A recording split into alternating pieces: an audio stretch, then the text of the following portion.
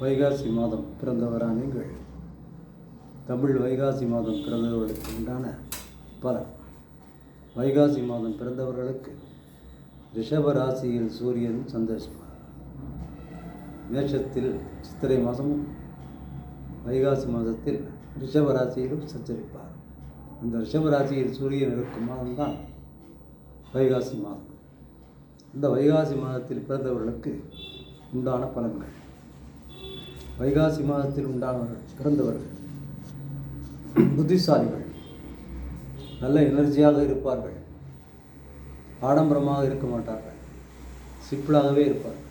ஆடம்பரமான புத்தி இருக்காது, ஆனால் பதஷ்டமான குணமும் முன்கோபமும் இருக்கும்.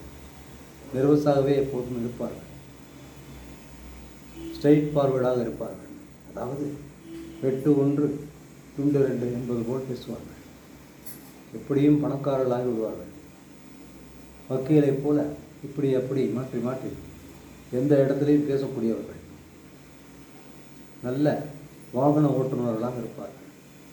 வாகன யோகமும் வீட்டு வசதி யோகமும் நிச்சயமாக உண்டு.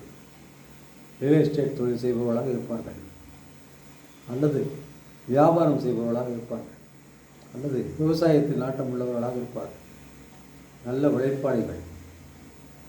இவர்களுக்கு நல்ல கலர் இருக்கும், ஸ்கின் கலர் அருமையாக இருக்கும், நல்ல மாநிலமாக இருப்பார்கள்.